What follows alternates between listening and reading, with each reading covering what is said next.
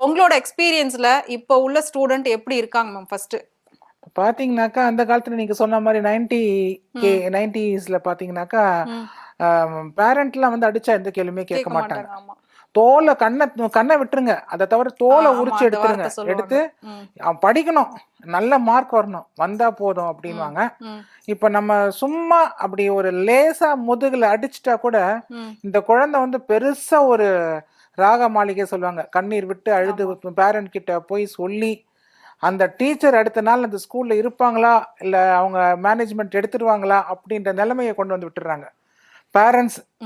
குறிப்பா இப்ப ஏன்னா அதுக்கு முக்கிய காரணம் வந்து அன்னைக்கு 4-5 குழந்தைங்களை வச்சிருப்பாங்க ஒரு வீட்லயே வந்து. இன்னைக்கு எல்லாருமே வந்து என்ன ஆயிடுச்சுன்னா சிங்கிள் குழந்தை, அதாவது ஒரே ஒரு குழந்தை வீட்டுல பாத்தீங்கன்னா அந்த குழந்தை தான் ஒரு குழந்தையா இருக்கும், செல்ல குழந்தையா இருக்கும். பேம்பரிங் ரொம்ப பேம்ப் பண்றாங்க. அது என்ன சொல்றதோ அதையும் நம்பிடுறாங்க. அதுக்கப்புறம் வந்து அதையும் தாண்டி இல்லைங்க இப்படிதான் நடந்து இந்த சம்பவம் சொன்னாக்கா இல்ல நாங்க வந்து இந்த சின்ன விஷயத்துக்கு வந்து மனித உரிமை கமிஷனுக்கு போவோம், ஸ்டூடெண்ட்ஸ் கமிஷனுக்கு போவோம் அப்படிலாம் பேசுற அளவுக்கு பேரண்ட்ஸ் ரொம்ப அக்ரெசிவா ஆக்ட் பண்றாங்க.